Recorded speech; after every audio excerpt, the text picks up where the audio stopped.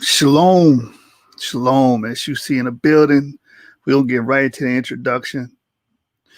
I'm a little late today because of work, but that's fine. We are here to complete this chapter today. And we are on chapter 7. And as promised, chapter 8 will be released tomorrow.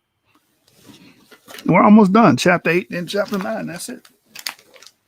Of course, I will read the epilogue the same day I do chapter 9. So fret not. We're almost through overviewing the book.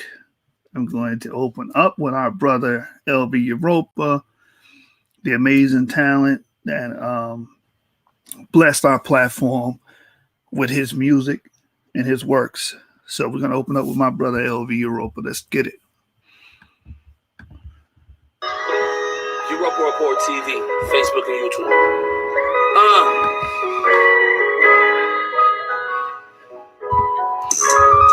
Hey, it's okay. In the rubber, we gon' fight to get along, so I pray. If I die during the battle, don't get rattled, you just pray.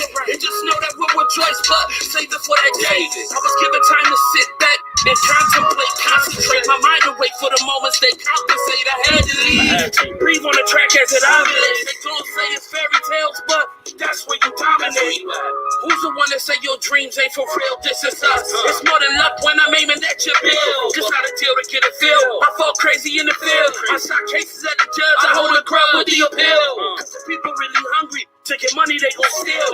Even though there's better ways, I'm fully loaded with the steel. Feel like diamonds out of space. This shit is fake, but turn the page. I read it all once before, but even more been a rage. Mama said, be patient, don't get this just a phase. You alive in America, ain't you amazed? Bullets flying, people graze. I sow a seed so you can graze.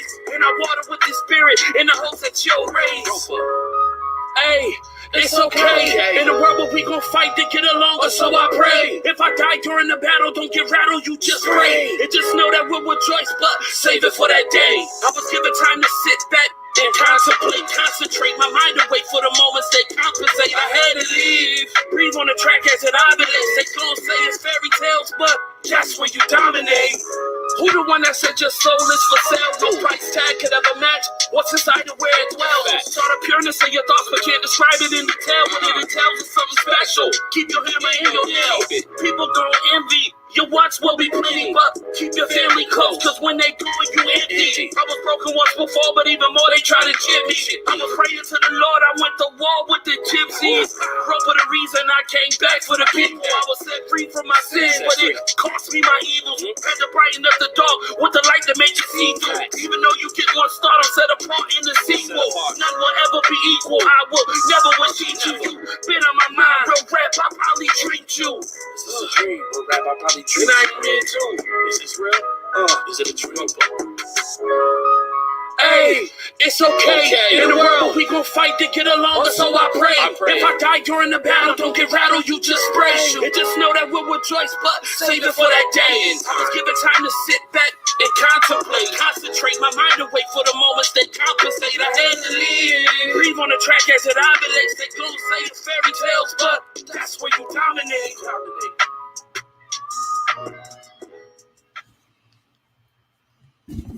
Don't forget to share, smash that like button, and subscribe to the YouTubes. That's a fact. That's a fact. Subscribe to LV Europa TV on Facebook and YouTube and show that brother love. You know what I'm saying?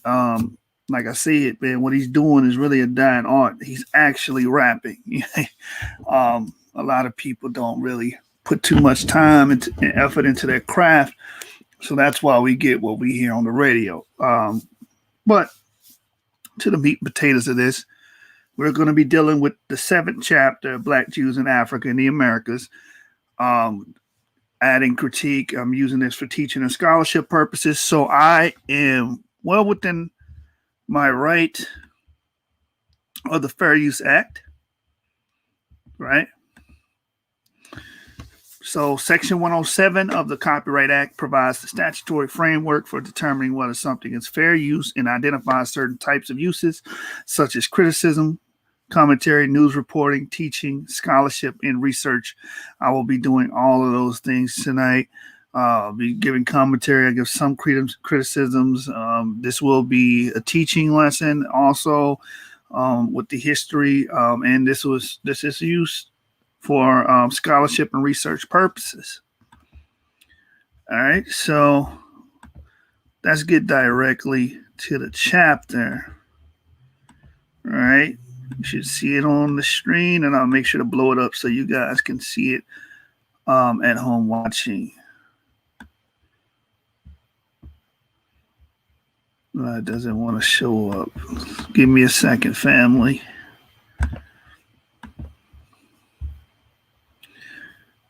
All right, how about now? Yeah, like I said, we only have 2 more chapters to go. Wednesday and Thursday will be the last episodes on this book, and it will be concluded. All right, I'm just going to blow the screen up for you guys. Boom, voila. All right, let's get into it. Shout out to the Source Gang, by the way. Shout out to SUC. Shout out to King Seth, the middleweight champion. You understand? Gold Coast Gorilla. Shout out to James. Swinging and banging from Atlantic Canaan. Shout out to D-Red, the Blue Collar Scholar. Shout out to Jeremiah. Please say to y'all, put some respect on the CEO's name. Shout out to Diamond. She been putting in their work and grinding. Shout out to Tanks on the Ground, General Yashar. And shout out to the Law and the Testimony, Dun Bird, the best shotter. You hear me? The whole team solid. All right, let's get into the book. Black Jews in Africa and the Americas by Tudor Parfitt, Chapter 7, Divine Geography and Israelite Identities. In the colonial situation, Israelite racial identities were suggested or imposed almost everywhere throughout the world. They were often accepted as useful identities, adopted and internalized, and in the process imbued with area and group-specific justifications and genealogies.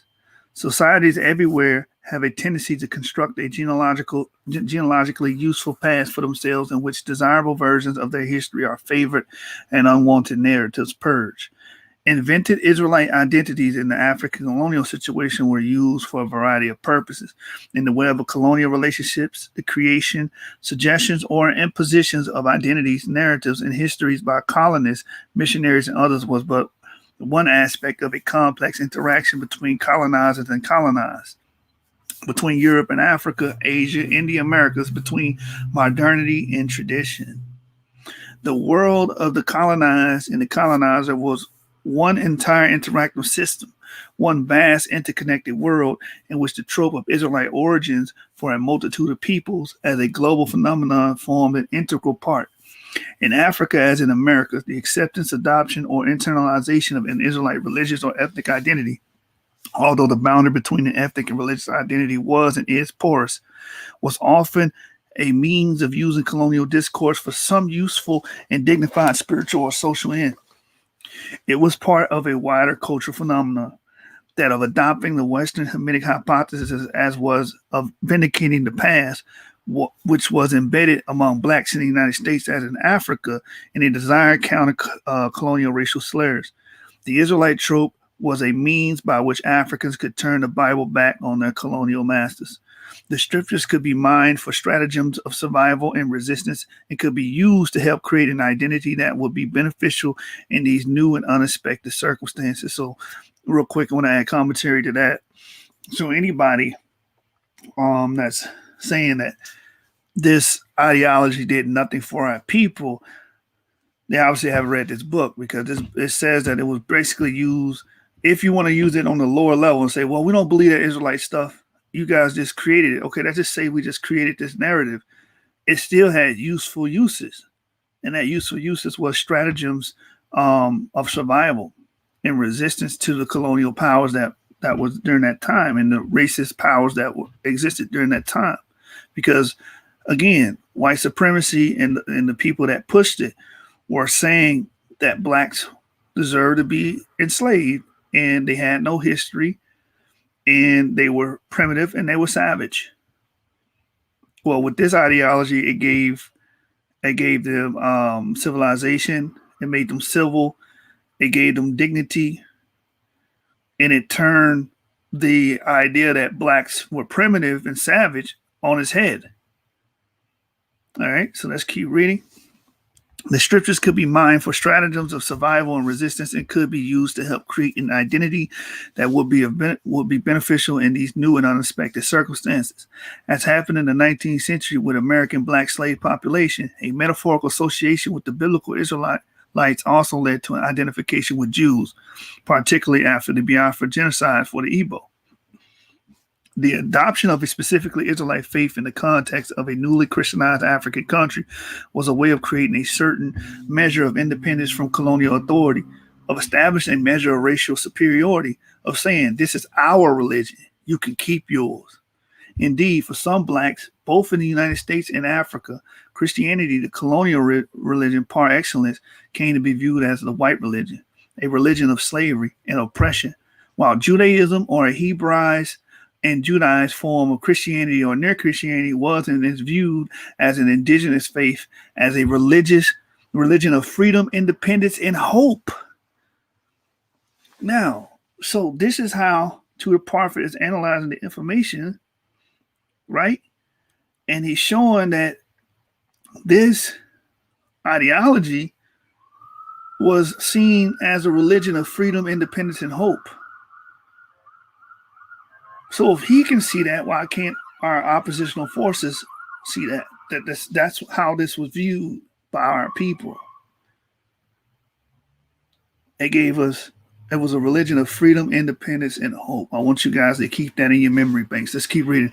An Israelite identity brought with it, in different circumstances, ennobling visions of the antiquity of the community, a degree of self-aggrandizement, local patriotism, and group legitimation. The adoption of such an identity was a way of stealing a march on the oppressors, and so doing striding back straight, eyes blazing into the pages of Western sacred history, not as humble native converts, but as principal actors, as Israelites, a kind of ultimate religious one-upmanship. So again, for anyone saying that this book is about converts, it's not, because from the perspective of the people that's following this ideology, they're not saying they're native converts. They're saying they are the principal actors or the Israelites. They're saying they are the key role players. They're not the one. They're not a people that was just sitting in the continent, and then these people with curls on the side of their hats, known as the Ashkenazim, came down there and converted them to formal conversion. That's not the motif of these people at all. That's why the statement was quoted above. This is our religion. You can keep yours. It wasn't from a point of view of conversion. It was a point of view of actually reverting back to what these people felt like was their ancestry. Let's keep reading. The abolition of slave owning in 1807, the slave trading in 1834 throughout the British Empire was accompanied by a more compassionate attitude toward Africans and its inhabitants.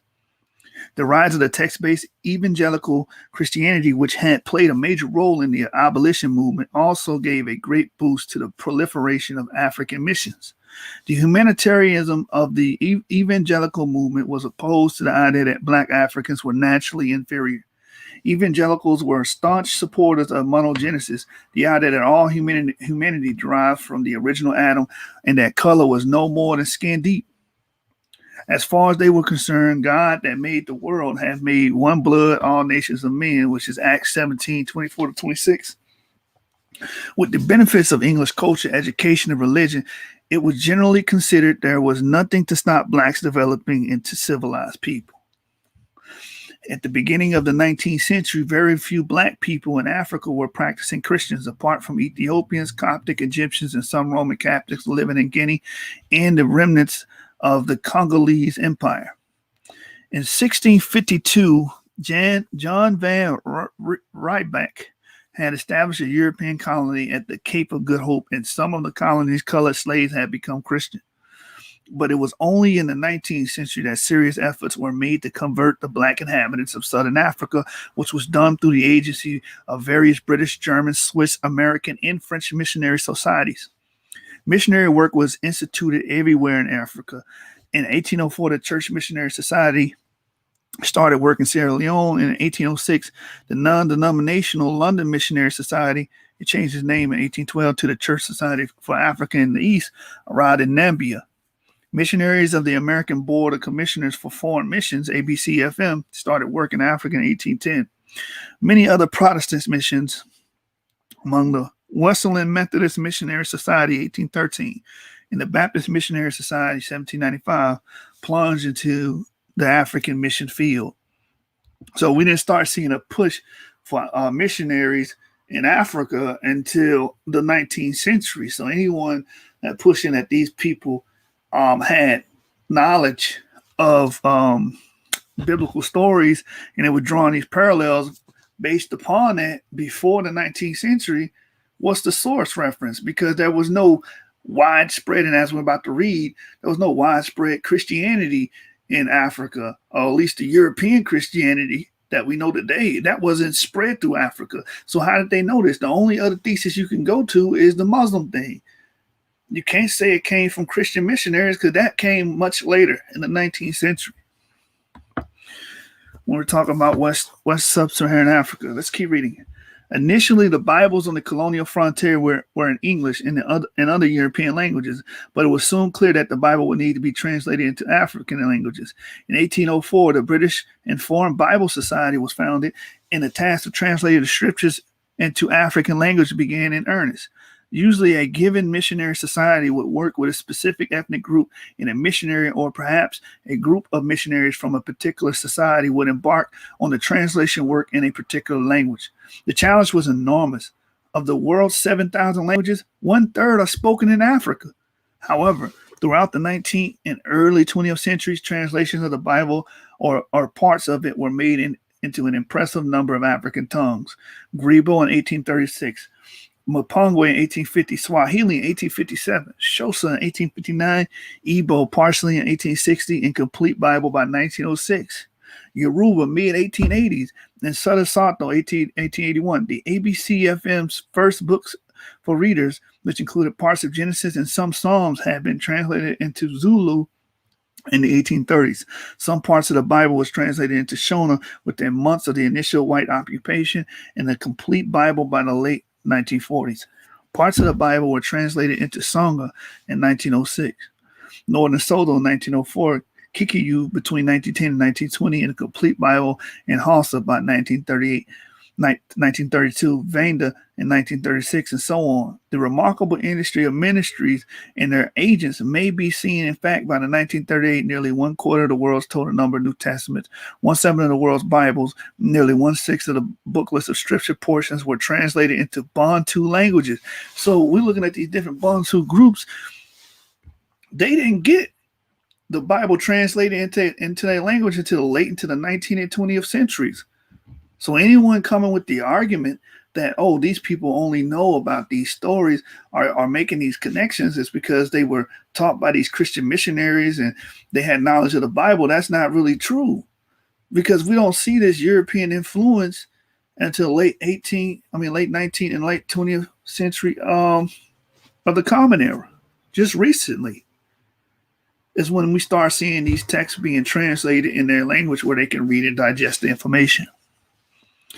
Let's read on. It says, as Protestant missionaries set about the task of translating the Bible into African languages, they often taught themselves some Hebrew to aid them in the task of understanding the Old Testament. Others, like some of the African recaptives training for the mission field in places like the Church Missionary Society School in Sierra Leone, were taught Hebrew, Greek, and other languages before they set off. Thus, a knowledge of Hebrew, as well as an understanding of the basic ethnography of the Jews as set out in the Old Testament, was often there in African villages, churches, schools, and mission stations, and served as a guide and a point of contact in reference to local cultures, religions, and languages as the European penetration of the continent continued. The act of translating the Bible to African languages involved Black African assistants and informants, usually with little or no formal education, and tasks of linguistic and cultural comparison. Soon, the deciphering and reconfiguring of the cultures, ethnicities, and languages of the African interior, partly in the light of the Old Testament and the language in which it was written, became a joint enterprise shared by Africans and the missionaries, in which Jewish, Israelite, and Hebrew constructs of different sorts played a significant role in the unraveling of the mysteries of the continent and the creation of the new racial classifications. Aludi Equiano's 1789 autobiography suggested that the Igbo might have something to do with ancient Jews and that the religion may have been a modern survival of the ancient biblical religion. From that time to this, Jewish theories of origin with the respect of the Igbo have abounded, and Equiano's ideas have won wide acceptance by Black Jews in the United States and Nigeria. Ethnographic works by Westerners such as G.T. Baston, influential among the Igbos of Nigeria, or C.G.A. Oldendorp's Missionary History, which proposed Judaic origins of the Igbo, no doubt has some considerable influence too and are widely cited to this day. By the mid-19th century, the idea of the lost tribes might be found in West African interior. West African interior was well established. As we have seen, the 1841 British Niger expedition took with it open letters from eminent London rabbis to the Jewish communities who were thought to flourish along the riverbanks, showing that the idea of Jews in Western African interior was widespread. J.W.C. Pennington, much loved and widely read textbook on the origins and history of the colored people, which was published in the United States in the same year as the expedition, also spoke of the presence of Black Jews on the coast of Africa, showing that this discourse had reached Black circles by this date. These Jews, according to Pennington, had originally come from Judea, but had blackened over the centuries on the account of the sun. These ideas fell on fertile ground and were soon internalized throughout Africa. In West Africa, the remarkable Igbo nationalist, writer, physician, banker, businessman, and soldier surgeon major Africanus Horton, otherwise known as James Beale, 1835 to 1883, provides an outstanding example. Born in Sierra Leone, the son of recaptive Igbo slave parents, Africanus was sent by the British to University College, London, and Edinburgh University to study medicine. In 1868, he wrote a powerful rebuttal to current racial theories suggesting African inferiority, attacking, among others, Sir Richard Burton's espousal to polygenesis. Along with the description of some of the African peoples of the continent, Horton was in agreement with the main tenets of the Hamitic hypothesis, which posited that certain superior groups and tribes came from the northeast Africa or beyond and survived in sub-Saharan Africa in a degenerate form. This notion was fully absorbed by Horton, as well as the idea that the Igbo could trace their origins back to the lost tribes of Israel and that their language was heavily influenced by Hebrew. Now, this is powerful because this was in 1868. You understand? This was in 1868 that this James Beale, or Africanus Horton, and also an Igbo, a recaptive Igbo of slave parents, right, was coming with this notion and bringing this information out. That's key because remember, again, a lot of this information wasn't even translated in their language until late 19th century and 20th century. We just read that. And we know it wasn't done by Olude Equiano's time when he released his work, 1789, his autobiography. So you can't say these ideas were absorbed or influenced by modern Christianity or a knowledge of the Bible, because they didn't have that Bible translated into their language. The only thing you could run to is the Islamic hypothesis. And then you either have the Islamic hypothesis or you have the actual fact that these traditions reflect historical reality. And that's the side I lean on. Let's keep reading. It says, as this is one of the earliest examples of an African absorbing these colonial ideas, the passage has been quoted in full. He started off his argument suggesting the similarity of Jews and Igbo with a gory description of an Igbo custom, which involved the sacrifice of a human being, in this case a young girl, as an atonement for the sins of the whole community. Do not these religious rites and ceremonies remind us forcibly of the Jewish dispensation, when sacrifices were made to atone for sins of the people? And does this not present an emphatic proof that apart from the native religion of Africa, Judaism forms an element which enters Africa by the natural currents of nations from the northeast, from Egypt, Ethiopia, and northern Africa. And though there are comparatively few Jews south of the Sahara and Abyssinia, still by the connection of the Jews with African countries since the days of Moses, Abraham, Joseph, Solomon, as well as the destruction of Jerusalem, and consequent scattering of Jews all over the globe, the influence of Judaism on Africa is greater and farther diffused than that of the Jews in their geographical extension. If we take, for instance, the race under consideration, I will go still further and assert that the more we study them and all their various relationships, the more shall we be convinced that they form a portion of those lost tribes who disobeyed the command of God and were dispersed, but are now mingled with the original inhabitants of the country, and so degenerate in the form in which they now appear. But when Mohammedanism overspread northern Africa, destroying by fire and sword all those of another religion, the Israelite descendants or the inhabitants occupying the central portion of Africa passed forward, seeking shelter to the south and west, a part, namely those from the east central, crossing the Benue or Juliba branch of the Niger, descended gradually southward and became intermingled with the original inhabitants, protected from the incursions on the north by the Benue River and quietly settled between the Great Niger and the Old Calabar rivers. They remained in peace and quiet and grew from one generation to another in idolatry, but still leaving tangible proofs in the form of their religion of the Judaistic origin of the inhabitants. The language or the little of it that is known is full of Hebraisms, the constructions of sentences, the verbal significations, the mode of comparisons, all typical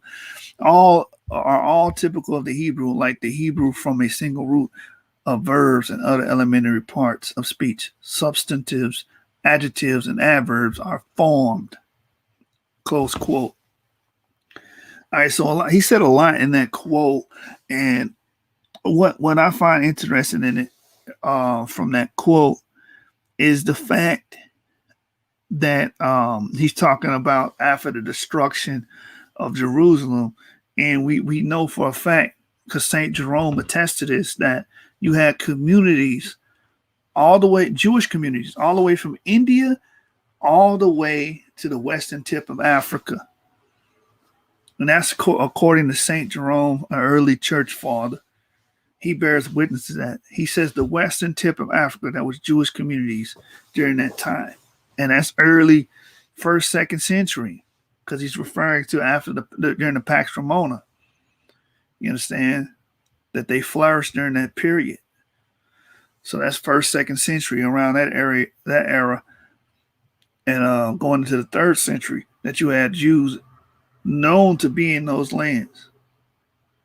Right? And if we look at the genetics, we have further attestation through the genetics, because they used the Yoruba component to do this in Moore Johnny's paper that he wrote in 2011 on +1 about the African gene flow in all modern Jews and all distinct Jews. They have an admixture that shows sub-Saharan admixture that occurred before the 8th century BCE. That will bring you to the Iron 2A period, which is a known Israelite period. And that's when we start seeing all the material culture. That's when we start seeing these kings being referenced. We see Ahab being referenced.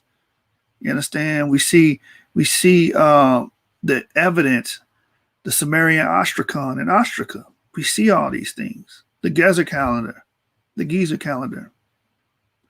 We see the stone-cut altars. You understand? We see the terracotta lamps, the 7-spotted lamps. We see all of this material culture during that time, and it's the known, and archaeology is the known Israelite period, the Iron 2A period. We have evidence of sub-Saharan Africans being in that land, because how else would they get that DNA is if they did not admix?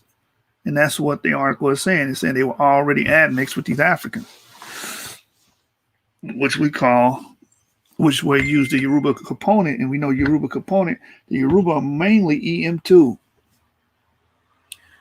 So we do have evidence of sub-Saharan Africans within the Jewish paradigm. That's just science. Let's keep going.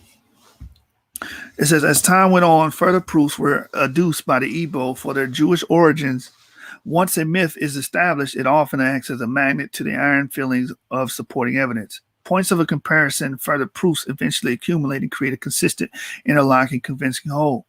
In the case of the Igbo, hold on real quick. Let me talk about that word myth, because his student that's under his tutelage, Edith Bruder, basically said it plainly when she uses the word myth. She's not saying pure fiction.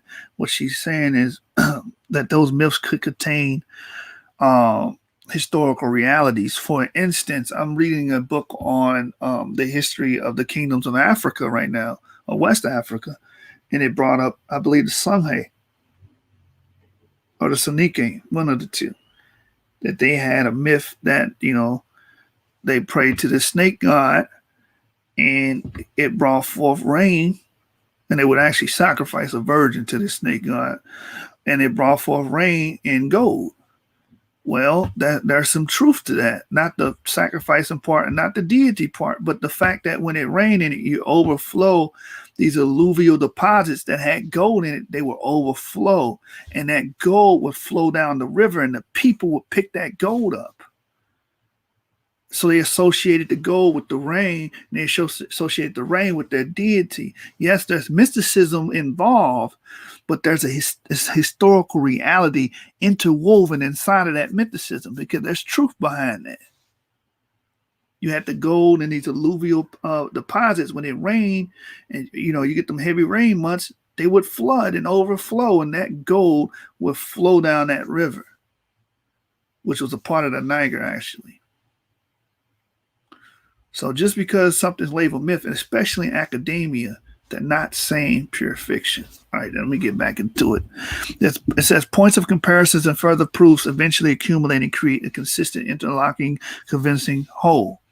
In the case of the Igbo, their own recent historical experience has inevitably drawn further comparisons between them and the Jews.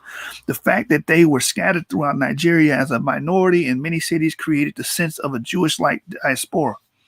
And the Holocaust of the Biafra genocide provided even firmer ground for establishing commonalities with Jews. The publicists of the Republic of Biafra compared the Igbo to the Jews of old, and in their propaganda material included the bearded figure of a military Moses. At the same time, they termed anti-Igbo riots as anti-Semitic Cossack pogroms. The notion that the word Igbo derived from the Hebrew word for Hebrew, Ivri, is attractive to literate Igbos because of Afigbo put it, Igbo has seen their historical vicissitudes in this century as paralleling only those of the Jews since the days of the Exodus.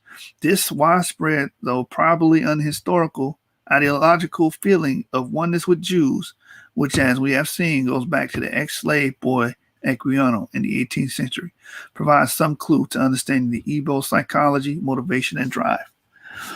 During the Biafra War, the Igbo people, as they see it, stood alone against the rest of the Nigerian Federation, including other Christian groups who might have been expected to side with them, and against a loose alliance of African, European, and Arab countries. As victims of discrimination and genocide, encircled by enemies on all sides, many Igbo formed the opinion that the most obvious model for their unfortunate present was the state of Israel, which was also surrounded by implacable enemies, but conquered them and create a viable and prosperous state. Frequent visits by Israelis and other Jews to the Igbo communities and the gifts of quantities of books on Jewish themes and ritual objects have further consolidated Jewish identification. These ideas were grafted on to other identification of the Igbo with the lost tribes of Israel and created an ethnically exclusive constructed racial identity that distinguishes the Igbo from other Christians in Nigeria who during the Civil War sided with the natural enemy, Muslim jihadists of the North. Today, their Judaizing tendencies among the Igbo are of importance in the political as well as religious field. In African thought, as we have seen, ideas about centrality of Egyptian and Ethiopian models for all Africans have been widely invoked. But for present-day Igbo nationalists, seeking as they do an exclusive origin, which sets them apart from other Nigerians because they still cherish hopes of independence, the idea of specifically Israelite origin is more useful. By the beginning of the 21st century, the conviction was very widespread among the Igbos that they form part of the Jewish diaspora and that before the coming of the missionaries and their conversion to Christianity, they already practiced a form of Judaism. Many Igbo are convinced that they are descended from specific tribes of the lost tribes of Israel. There are those who argue that the royal founder of the copper-mining Inri civilization, or Neri civilization, was the son of Gad, son of Jacob, and founder of the tribe of Gad, who brought Jewish culture to Igbo land. And what's interesting about that, by the way, these are my words, it's my commentary, is that a son of Gad is Inri. Gad had a son named Inri. And they basically attribute this copper mining civilization known as Imri as that son of Gad, or the clan that came from that son of Gad. So very intriguing, very interesting. Let's keep reading.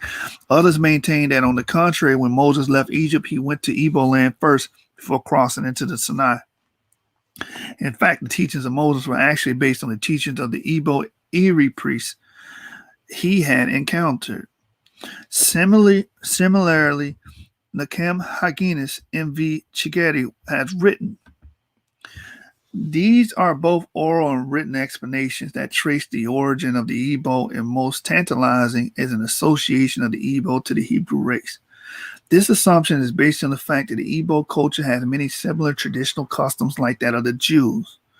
Similar customs are observed in marriage negotiations, childbirth, and circumcision, restitution, attitude to totem pole animals, and taboos, as well as hospitality to others, especially to strangers, etc.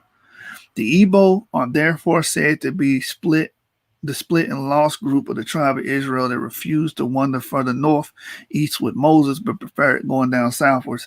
But on the other hand, the Jews might as well be the descendants of the Igbo. The idea that, close quote, the idea that tenets originate from the Igbo is fairly common. As one Igbo put it, water does not flow uphill. The Jews were living in Africa. They were living with us. When they went back, they continued with the tradition which they learned from us.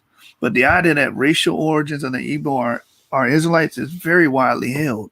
Daniel Liz, a Swiss Israeli anthropologist, has noted that while he was doing field work with the Igbo in Nigeria, he never met one who did not believe in the Israelite connection in whichever version it manifested itself.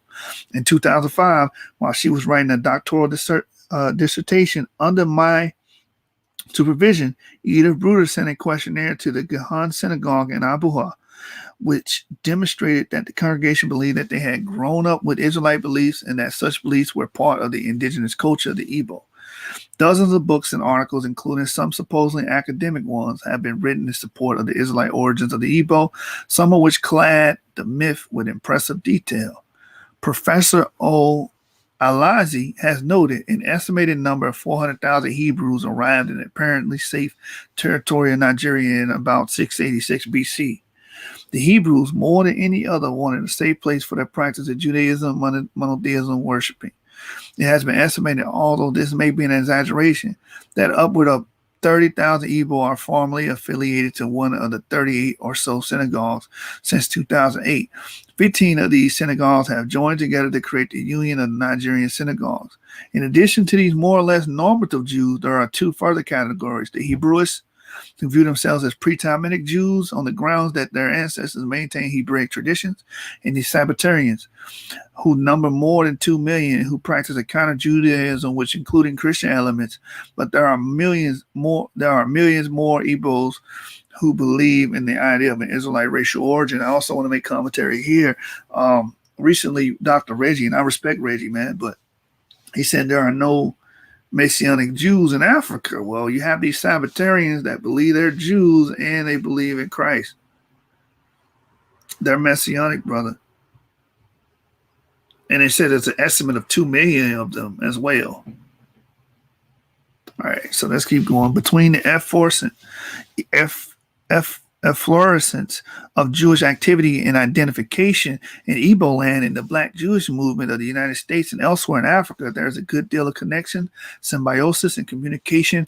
Ideas arising from Black Jewish experience and ideology in the United States reinforce Israelite beliefs in Africa.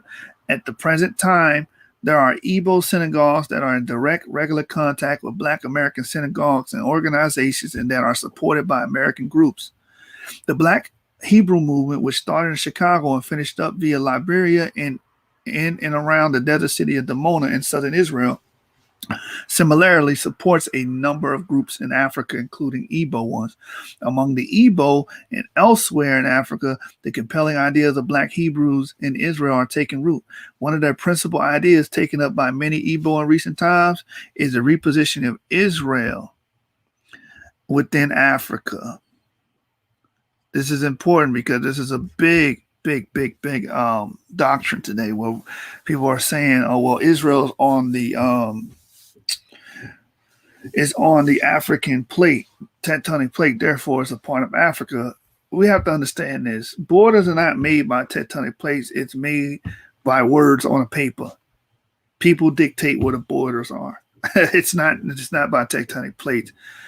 But then again, you can say, well, we consider that's Africa. Okay, that's to consider all of Arabia Africa. Then, let's not stop there. That's consider all of Europe as Africa as well, since the continents touch each other. You understand? So it just becomes a battle of words at that point and semantics. All right, so it says, among the Igbo elsewhere in Africa, compelling ideas of Black Hebrews in Israel are taking root. One of the principal ideas taken up by many Igbos in recent times is the repositioning of Israel within Africa. In one of the publications, The Historical Connection of the Hebrew Israelite Community to the Holy Land, they make the point that prior to the excavation of the Suez Canal, the entire Arabian Peninsula and what has become known today as the Middle East were connected with the African continent. African people lived and moved freely throughout this region of the world. Now, that part is actually correct because we can see the Levant and Egypt being connected and having trade and people's going back and forth from both regions. That's absolutely correct. I just can't jack the notion that it has to be, since it's on the African plate, it has to be in the continent of Africa. That is just silly. That's just silly. I mean, it just becomes a battle of classification at that point. And semantics, and that's just circular argumentum, and we don't get nowhere with that type of argumentation. But many brothers I know, they argue like that. I don't advise it. But historically, yes, going back to the pre-dynastic period, you have this trade going between the peoples from ancient Egypt, and the peoples of early Levant. So that's just historically attested. That's archaeologically attested. And I mean, there's no way around that. There's no way around it. You can find many African, quote unquote African bodies buried in the Levant, saying during that time period and onward. Let's keep reading. It says, whereas Ali Mazrou, Martin Bernal, and others have argued in similar vein, the Black Hebrews based their beliefs on the Bible, invoking divine geography. Now, this is why he named the chapter this, as a means of charting the world that is pleasing to God. The Black Hebrew Israelites have redrawn the map to include Israel and Africa. These ideas have been seized upon by the Igbo and others because in one stroke they dismiss any thoughts that the Jews must be white and cannot be African. And I have to give commentary here as well. This is why people do this, because there's a color code association with geography. If you can prove that Israel is Africa, then that's showing that the people Black. No, you just are making an argument for geography. Geography and skin color and who you are as a people are separate entities. They're not interwoven and interconnected. Your parents dictate on how you look and who you are when they have sex and reproduce, and the cells recombine through recombination and do meiosis, because 50% of your fathers and 50% of your mothers, they all split. Then they combine and they shuffle through gene conversion, and then they create you. They create all of the inner working facets that create you. That's how you get your looks. That's how you get your genes. That's how you get your phenotype. Not because you were magically on a continent and that continent was like, thou shalt be Black. And the other continent said, thou shalt be white and thou shalt be Chinese. That's not how it works. We get our different phenotypes through hybridization, gene conversion, and recombination. That's how. So this argument is a moot point. But that's why this argument was created, to try to show that, hey, Israel's in Africa, therefore the Israelites are black. That's a horrible argument, and I'm going to stand on that. You understand? And not all Israelites are Negro. I would debate anybody on that, respectfully. But let's go back to the reading. It says, indeed, contacts between the Igbo and black Jews from elsewhere have been numerous over the years and have had an effect of reinforcing both black American Jewish convictions and those of the Igbo. One illustrative example is provided by the 1971 visit to Nigeria, as well as other African black Jewish groups in Ghana, Uganda, and the Black Philadelphia Orthodox Synagogue of Soweto. Of Rabbi Yirmiyahu Yisrael, a graduate of the Ethiopian Rabbinical College, an institution founded by Rabbi Matthew in 1925. And by this time, Rabbi Harlem's Benai Adat Kol Beth Yisrael synagogues, Rabbi Yisrael was received by the Umarim the Igbo founder and leader of the Judea movement in Abak and Akwa Ibom, Nigeria. There can be little doubt that Jewish practices of various sorts are spreading. Rabbi Yonah, one of the Igbo Jews, had noted.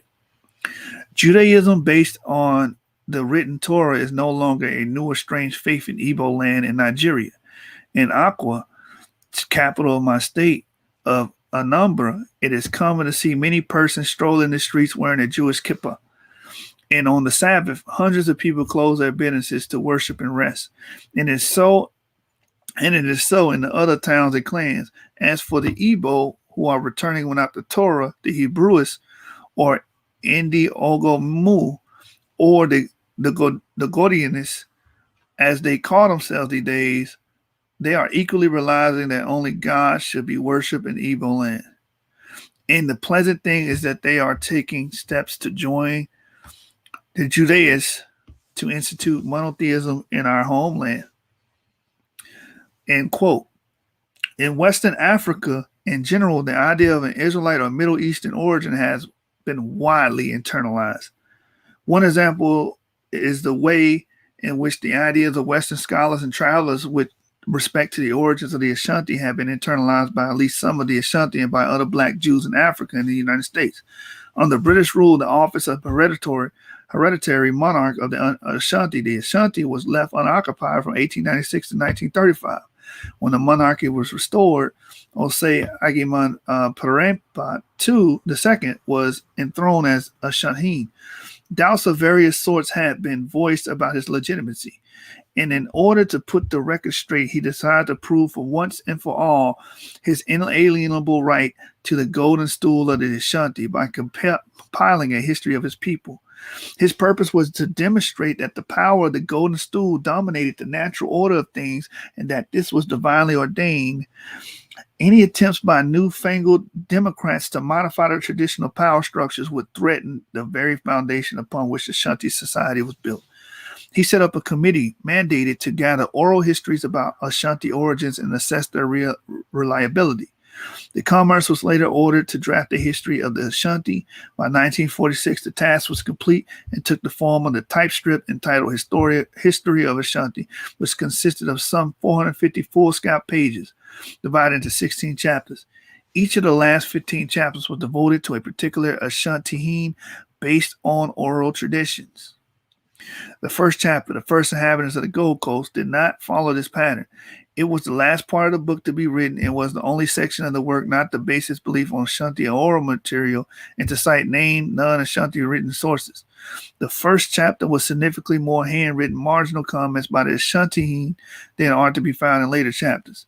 The chapter cites a number of fairly inaccessible sources, including some obscure French ones, but they all in fact derive from one work already cited, which is nowhere mentioned directly. J.J. Williams, Hebraisms of West Africa from Now to Niger with the Jews, New York, 1930. One text that appears to provide some underpinning for Williams' arguments in Boddick's essay on the superstitions, customs, and acts common to the ancient Egyptians, Abyssinians, and Ashantis, which is cited extensively and followed very closely. Williams' book, which is found in the language and customs of the Ashanti-specific traces of ancient Israel, extended Boddick's analysis, which essentially argued that the Ashanti came from Egypt and Ethiopia.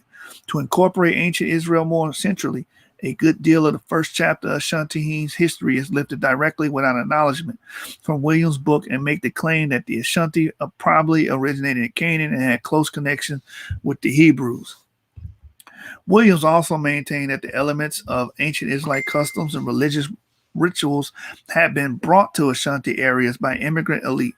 In a letter to the committee that has supervised the compilation of the book, Ose Agiman Parempe II noted, I know it truly to be the fact that in ancient past, Ashanti people lived by Jerusalem and removed little by little to live again to Egypt, then to here. When I talked to you of it, it was the fact that it was our noble families of Ashanti who had traveled from far, but the rest of the people were natives from here. This could be for nobility even up to the present day are a light color like red even when most Ashantis are dark black African type. Notwithstanding, I am of the firm opinion that nothing good can come in these times by saying some are better than others because they are descended from those who long since came here from the East. It may be a historical fact known to the precious few, but I am quite sure it is the right thing at the present time to keep it quite hidden from view. Close quote. Now, what's interesting about this quote, if you look at the Soninke people that found Ghana originally are Ouagadougou. They have they have the oral history of Dinga and Dinga coming from the Middle East. So that history is there. And he's bringing up, though, they came from near Jerusalem and then into the Levant. Again, we have the Papyrus Amherst saying the same thing, that these Sumerians, these Israelites, came into Egypt, seeking refuge from the Assyrians. And we also have the same thing being reflected in the Elephantine papyrus. So, and if you look at the Soninke are saying they are the people of Sonin. Sonin is Aswan. Aswan and Elephantine are right next to each other. And Aswan was known to have these Arameans or these Sumerians living in its quarters around the 5th century BCE. So drawing a model and building a hypothesis is not hard, especially with what we know. Let's keep reading. Overall, Ose Ayeman Prempe II held to the idea of Israelite and Egyptian origins for the Ashanti and inserted this into his history because it reinforced his view that the Ashanti elite was distinct from and superior to the people it ruled. Ose Ayeman Prempe II wanted the traditional power structures restored so that the royal family might assume its former all-powerful role in controlling Ashanti affairs. The Hamitic hypothesis, linked in this case of the Israelite history with all its religious implications, proved irresistible to a Christian king keen to restore the traditional order. There could be no better way of legitimizing his rule and his right to rule than linking himself in the elite from which he sprang to the chief actors in the sagas of Western sacred history. In this case, then, the Israelite trope was internalized by an elite as a means of promoting the importance and grandeur of that elite for internal political reasons. The internalization of the Israelite thesis has also occurred among the Yoruba. The Yoruba have fairly long history of Israelite or Middle East association. Nigeria lies on the edge of the Islamic world and draws on the historical framework of Islamic traditions, as well as Christian ones. Thus, theories about the origins of people could draw on Islamic material as well as Christian and local traditions. An obvious illustration of this is to be found in the Muhammad Bello and Sokoto, who opined in 1812 that the Yoruba could trace their origins back to Nimrod, a descendant of the cursed Ham, who had been forced to leave Mecca resisting Islam. This entered Western discourse when in the 1820s, the British explorer Captain Hugh Clapperton, 1788 to 1827, In Volk-Bellow's work, which he explained as showing that the Yoruba were of Canaanite extraction. Samuel Ajay Croft, 1809-1891, the Yoruba former slave who translated the Bible into Yoruba, had so sufficiently internalized the Hamitic hypothesis that in 1852 he argued that the Yoruba had preserved elements of Hebrew myths, such as the creation and the flood, in their own oral traditions. The first published Yoruba historian Reverend Samuel Johnson, pastor of the Oyo, wrote a history of his people absorbing this idea of an Eastern origin. Johnson maintained that the Yoruba had come from the Mecca and from the line of Lamrudu or Nimrod, the mighty hunter of the Bible. According to Johnson, there could not be the slightest doubt that the Yoruba came from the East. The Hebraic influences among the Yoruba were introduced by Judeo-Negro groups who created a local elite, which took the form of the white aristocracy of the civilization of West Africa. The Israelite hypothesis here again creates an effective legitimization of local power structures and traditional elites. The similarity of Jewish and Yoruba religious practice was stressed in 1899 by another Yoruba clergyman, Reverend James Johnson. This Johnson wrote a catechism for young Yoruba Christians that specifically pointed to similarities between Yoruba and Jewish practice and helped to internalize the thesis of Israelite origins among Yoruba people. The idea of an extraneous origin for the Yoruba as well for neighboring tribes has persisted among Africans, many of whom have accepted Hamitic or Israelite hypothesis with open arms as a defense against allegations of ethnic inferiority or as a way establishing and promoting claims of ethnic superiority.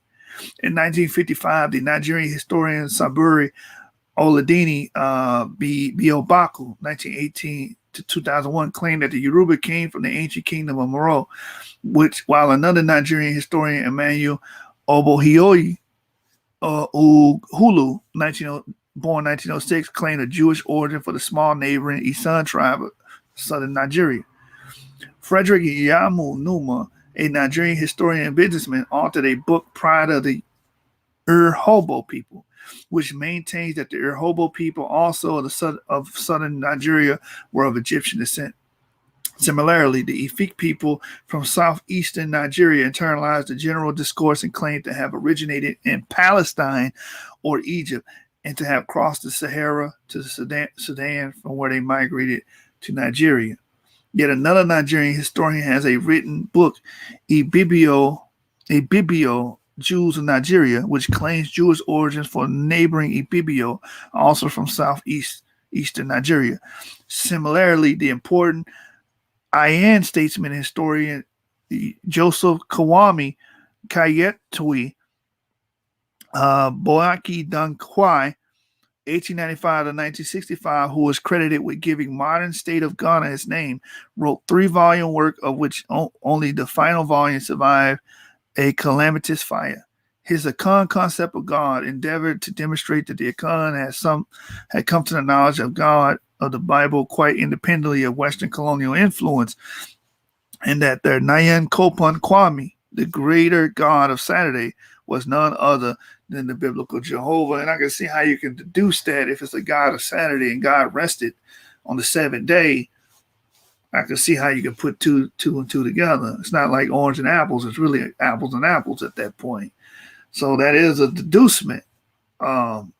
Let's keep going. It says a number of books have similarly endeavored to show that other Ghanaian groups are descended from ancient Israel, notably Ghanaian, who it is claimed to descend from the lost tribe of Gad. The Ghanaian website drawn from these books notes throughout the culture and history of the Ghanaians of Ghana, it is very strong, conclusive evidence that they are direct descendants of the Hebrew Israelites that migrated to West Africa by the way of Egypt, Ethiopia, Sudan, Lake Chad, Ife, Dahomey, Togo, and to the Gold Coast, modern Ghana.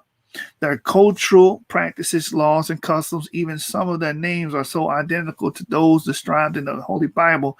Thus, the only logical conclusion to make is that they are, as they claim, descendants of biblical Hebrew Israelites. In West Africa, then, since the time of Africanus Horton, the Israelite trope or some other version of the Hamitic hypothesis has been seized upon by Africans first as a counter-stratagem of racial vindication aimed at undermining the assumption of white colonial superiority, as in the case of Horton himself, and later through the writings of the black local historians, theologians, and politicians as stratagems for the promotion of traditional elites, tribal self-aggrandizement, and racial exclusivity.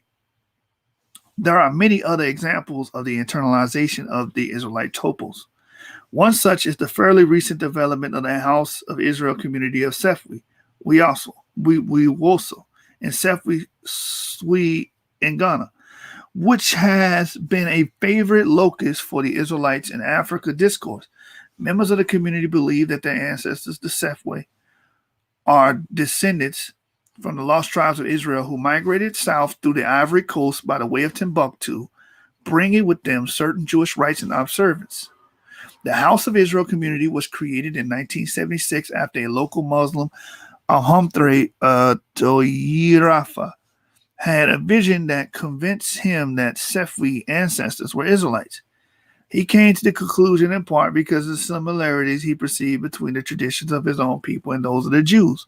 According to the community, they traditionally and rigorously circumcise their young, observe a Saturday of rest, refused to eat pork, that women were obliged to retreat into isolation during the menstrual period, and so on.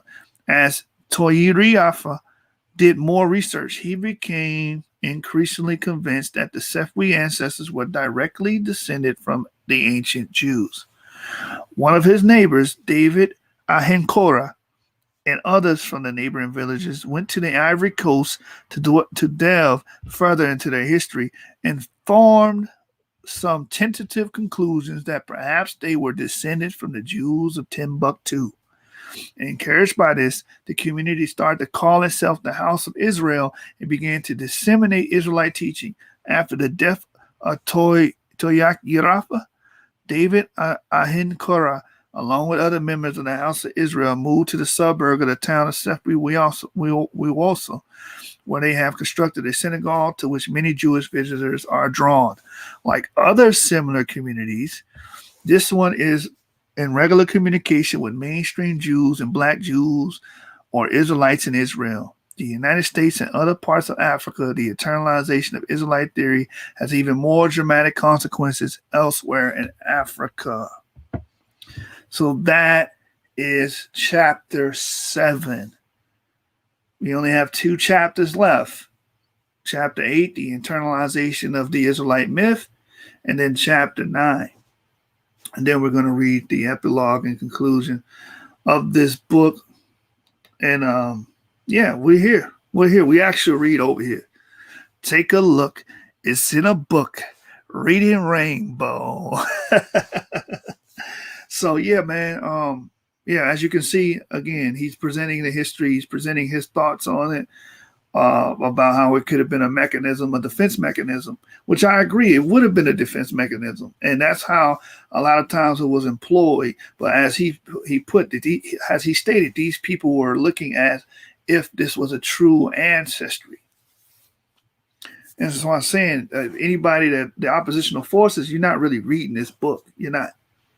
It's very objective, like his other book, Hybrid Hate. Super objective. So kudos to Dr. Tudor Parfitt. I will be finishing your book and disseminating this information, giving commentary and critique for scholarship and research purposes. So we are covered.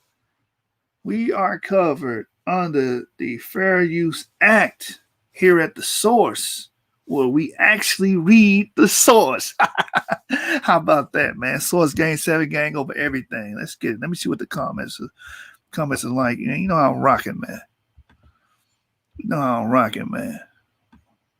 Yeah, Reading Rainbow, man. Take a look. It's in a book.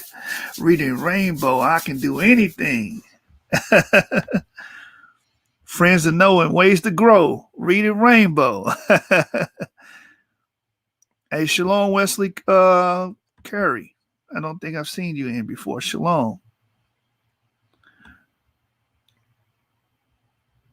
Let's see. I never know how to say your name, brother. Game Amp Me. Shalom, brother. And I saw you actually if we had an Instagram. No, we don't have an Instagram, brother. Maybe we should get one on Twitter or something like that. Shalom, the Royal Prince. Shout out to you, brother. I've been seeing you a lot lately. Shout out to Plumantis. The brother always showing love, man. You know you one of the gang.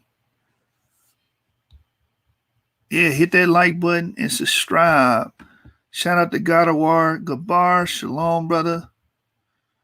Shalom, everybody. Shalom, Wesley Carey II.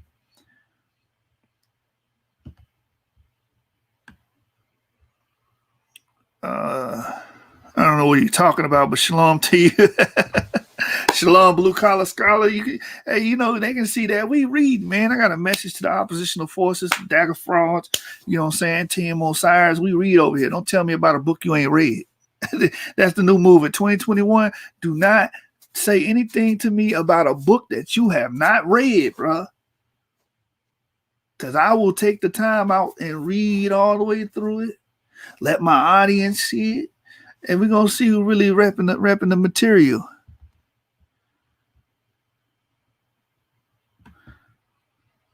Oh, you're a sister. Shalom, sister. My bad.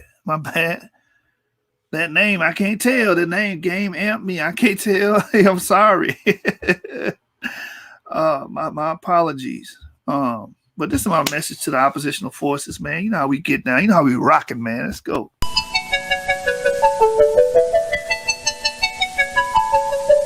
Butterfly in the sky, I can go twice as high. Take a look, it's in a book, a reading rainbow. I can go anywhere, friends to know and ways to grow, a reading rainbow. You know I gotta come with the reading rainbow. Hey, shout out to the family, everybody, to support. I will be back tomorrow. We will be digging into chapter 8. You know what I'm saying? Chapter 8 is dropping tomorrow, man. I'm going to try to get it in around 6 or 7, you know, Lord willing. But it will come out tomorrow. I promise you guys, I give you my word. And chapter 9 will come out Thursday, and we will conclude everything Thursday, and that will be the entire book. I'm going to archive it on the channel for you guys. So you can always just refer to the playlist and see the things from chapter 1 all the way to 9. You know what I'm saying? You know, one Sabbath, you might be at home chilling. You need a long playthrough, a long play. You know what I'm saying? You can just listen to the whole thing all day and enjoy your Sabbath and learn and get this history, man. You know what I'm saying? You know how we do. You know how I'm rocking. All my brothers that used to rock with me back then, Genesis 49ers, and rock with me then, you know how I'm rocking, man. Let's get it. All right, we're going to close the channel. Shout out to Nana Saintly. Hey, you brothers and you sisters that's watching, if y'all need a live to go see, Sister E is live right now, I believe. I think she's still live. So, you know what I'm saying? I'm about to close out, but if y'all need to transition to another live, y'all, you know what I'm saying? I know a lot of y'all be listening to a live, y'all be doing something else. So y'all need something to listen to. Sister E is live. So you can go to Sister E's channel. Let me put give her a quick shout out in the back chat. Sister E, spell it just like this. Hebrew sister, you know what I'm saying? Shout out to the sister. Y'all can catch her live, you know what I'm saying? And show her some love, man. She be having views too. Like I was looking over there right now. Like right now, we floated at about 18, 19 viewers. I just checked the channel out. She like at 98, 100 views. You know what I'm saying? So go show her some love. Hit that like button, by the way, before you hop up out of here. And subscribe to the channel before you hop up out of here, though. We're about to close out with our brother LV Europa. You know how we doing. You know how I'm rocking, man. Let's get it. Let's get it. Y'all know what I want. I got to play that song Visa, man. That song Visa by LV Europa, fire, man. Come on, man. You got to be tripping if you're not feeling that. You got to be tripping. Hit that like button for LV Europa, man. You know what I'm saying? Let's get it, man. Let's go. I appreciate everybody. I love all y'all, man, that show love and support for studious information and collegiate information. And this ain't gonna be the last book. Trust me. We're gonna finish Edith Bruder's book too. Yeah. Peace, King. Peace, Royal Prince. Yeah, man. Duly noted, man. A lot of times it can feel like a thankful job, man. But I got y'all. I mean, a thankless job. But I got y'all, man. Y'all remind me every day. Love you too, sis. All right, we closing out. We closing out, man. Shalom. Shalom to the family. Let's get it. Over Europa.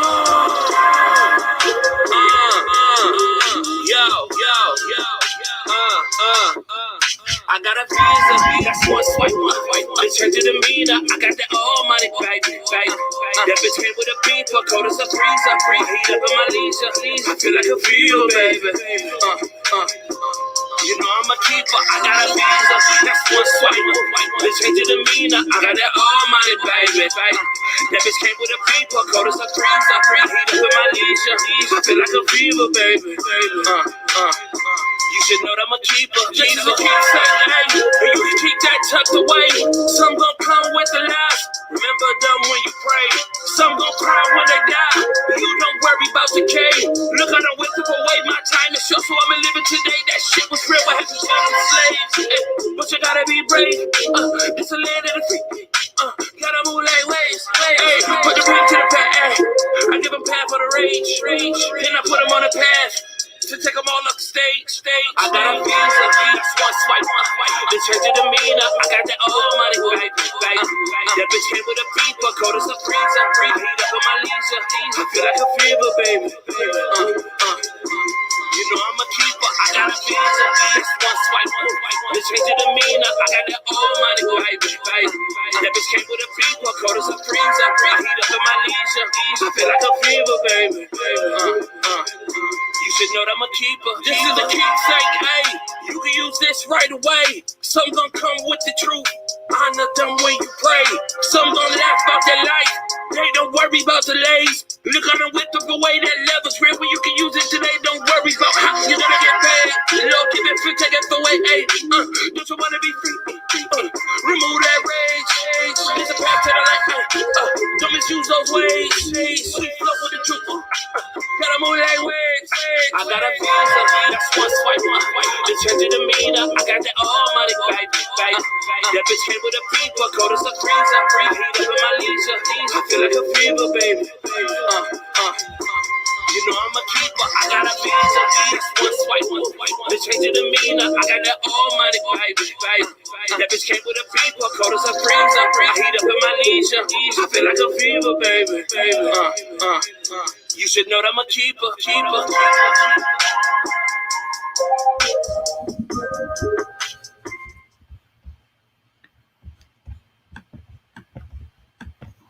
Yeah, let me show y'all something real quick. Let me show y'all that the sister is live. You trying to go for a double feature, man? Let me see. Where was it at? Sister E was over here. If you type in Sister E, you know what I'm saying? The sister is live right now. That's her channel right there. You see that? Like late night convo with Sister E. 115 watching. So I'm about to close it and shut it down, man. I shalom to all y'all. I love and I appreciate everybody that appreciate us. But I gotta go. And brother got to work in the morning. But if y'all need some content to watch, Sister E is live right now. So y'all can migrate to her channel, man. Shalom. Peace to everybody. 7 gang, Source gang over everything. You know how we rocking, man. Let's go. See y'all tomorrow. Gang.